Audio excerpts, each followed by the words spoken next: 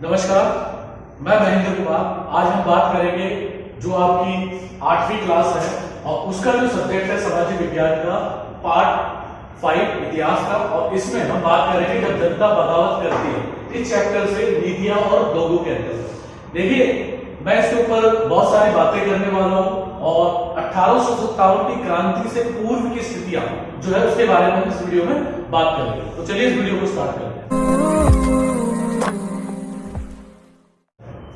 सबसे पहले हम बात करते हैं नीतियां और लोगों की। देखिए, 1857 का जो विद्रोह हुआ था उससे पहले अंग्रेजों के कई गवर्नर जनरल आए और उन्होंने भारत में नई नई नीतियों को लागू किया। उन्होंने कई ऐसी नीतियों का निर्माण किया जिसने भारत में विदेश की भावनाओं को आगे बढ़ाया, जिसमें पूरे भारत को कष्टों से भर दिया और उसी की परिणति के रूप में हमें 1857 का विद्रोह देखने को मिला। तो सबसे पहले हम बात करते हैं नवाबों की और उस समय के जो स्थानीय राजा थे उनके बारे में बात करते हैं। देखिए, भारत अलग अलग जो है शक्ति केंद्रों में बटा हुआ था, क्योंकि भारत में बहुत ज्यादा जो है धार्मिक रूप से विभाजन है, अलग अलग धर्मों के यहाँ लोग रहते हैं, ठीक है, सामाजिक देश है, बहुत ज्यादा सामाजिक विखंडन बिखराव की स्थिति है और अलग अलग बोली भाषाओं वाले लोग यहाँ रहते हैं। तो उसी के हिसाब से स्थानीय नवाब और स्थानीय राजाओं का भी राजवंश या रजवाड़े हुआ करते थे, ठीक है। इन रजवाड़ों में जो है उनके नवाबों की या इन राजाओं की अपनी अपनी शक्ति के अपने अपने केंद्र थे। लेकिन जब भारत में अंग्रेज लोग दाखिल हुए 1757 के प्लासी के युद्ध के बाद, वोडिमोस के युद्ध को जीतते हुए, बक्सर के युद्ध को जीतते हुए जब वो आगे आए आने वाले समय में, तो उन्होंने अपने गवर्नर जनरलों के माध्यम से, ब्रिटिश ईस्ट इंडिया कंपनी के माध्यम से भारत में जो है अलग अलग जो है नियम और कानून को लागू किया और जो धार्मिक खाई थी उसको और ज्यादा बढ़ाया और लोगों में जो है बिखराव पैदा कर दिया, लोगों में एक दूसरे के प्रति जो है संदेह की दृष्टि पैदा कर दी। इसी का फायदा उन्होंने जो है फूट डालो राजकरों की नीति के रूप में इस्तेमाल किया। तो इसमें कई ऐसी चीजें आई और कई ऐसी चीजों के साथ जो है अपने आप को अंग्रेजों ने जोड़ के चला और इन्हीं के अंतर्गत जो है नवाबों की छीनती हुई सत्ता। सबसे पहले हम बात करेंगे नवाबों की छीनती हुई सत्ता।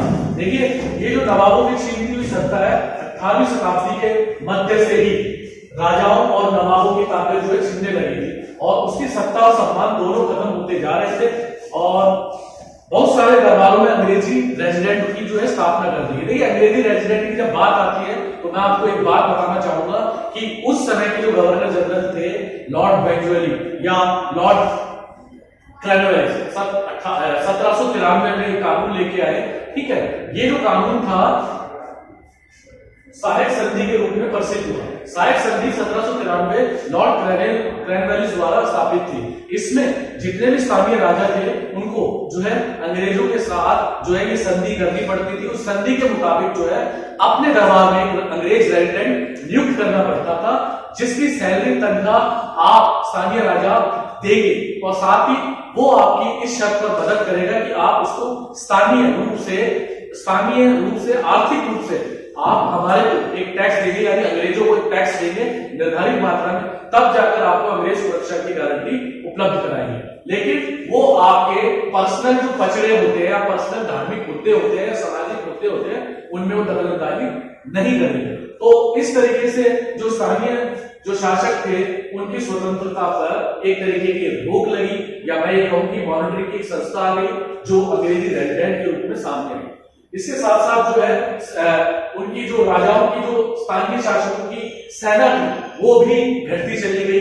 घटते घटते जो है उनका जो शक्ति का जो केंद्र था उसको समाप्त कर दिया गया। राजस्व वसूली के जो अधिकार उनको मिले हुए थे वो सीमित हो गए या खत्म कर दिए गए और उनको पेंशनर बना दिया गया, ठीक है। तो यानी स्थानीय शासकों के जो हित थे रक्षा से संबंधित वो भी अब उनसे छीन लिए गए। इसमें ये दो नीतियां बड़ी काम करती है, सहायक संधि 1793 और लैप्स की नीति 1848।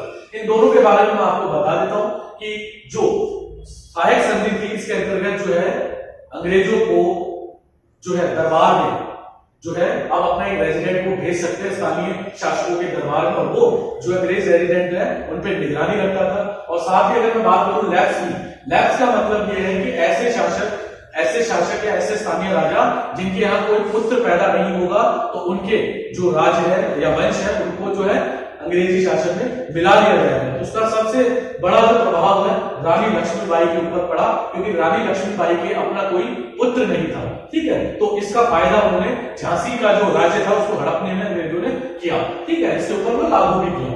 पेशवा बाजीराव के दंतक पुत्र नाना साहेब के ऊपर भी यही लागू होता है। तो ऐसे बहुत सारे स्थानीय राजा थे उस समय के जिनके यहाँ अपने कोई पुत्र नहीं थे। तो ये जो नीति थी लॉर्ड डलहौजी की, इस नीति का उसने फायदा उठाया। 1748 में इस नीति को लागू किया और देखते देखते पूरे जो अंग्रेजी शासन जो है पूरे भारत में फैलता चला गया, क्योंकि एक एक करके राज्यों को उन्होंने हड़पना चालू कर दिया। जैसे अवध के ऊपर कुशासन का आरोप लगाकर पूरे अवध को हड़प लिया गया। और अगर मैं बात करूं किसान और सिपाहियों की स्थिति की, तो वो भी बद से बदतर होती जा रही थी, क्योंकि किसान जो थे वो पूरे देश का भ्रमण पोषण करते थे, पेट भरते थे, अन्नदाता कहलाते थे। उन अन्नदाताओं के साथ किसानों ने जो है उनके ऊपर अलग अलग प्रकार के कर लाद दिए किसानों के ऊपर अंग्रेजों ने, और उस करों के बोझ में किसान दबते जा रहे थे। महंगाई को इतना ज्यादा बढ़ा दिया और उसका प्रभाव किसानों के ऊपर पड़ने लगा। और वही पुरानी जो कारीगरी थी, जो पुराने कारीगर थे, उनको भी ध्वस्त कर दिया। तो सिपाहियों की जो स्थिति थी वो भी बद से बदतर थी, क्योंकि अंग्रेजों में कैटेगरी बटी हुई थी कि ऊपर के जितने भी बड़े पद थे सब पर अंग्रेज अधिकारी काबिज होते थे, ठीक है। तो इनके अंदर भी विरोध की भावना थी, इनके साथ भेदभाव होता था। तो ये सारी स्थिति सिपाहियों की स्थिति को स्पष्ट करती है। सुधारों की प्रतिक्रिया भी आपको देखने को मिलेगी। अंग्रेजों ने बहुत सारे सुधार किए, जैसे जो है उस समय की 1827 में जो है एक सती प्रथा काम करती है भारत में।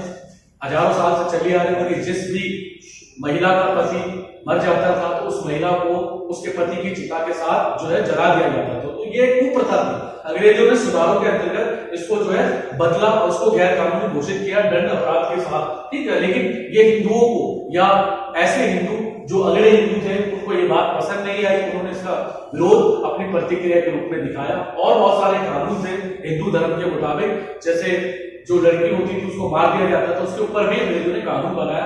अगर उस दृष्टि से देखा जाए, सामाजिक सुधारों की दृष्टि से, तो ये ऐसे कानून बहुत अच्छे थे भारतीय समाज के लिए। लेकिन जो प्रतिक्रियावादी थे उनके खिलाफ थे, तो एक प्रतिक्रिया के रूप में सुधारों को देखा गया और उनका विरोध भी किया गया। और पूरे देश में जो है इस 1857 की क्रांति के लिए ये जो है रूपरेखा को स्पष्ट करती है। तो आज के वीडियो में अभी के लिए इतना। चलिए, धन्यवाद, थैंक यू।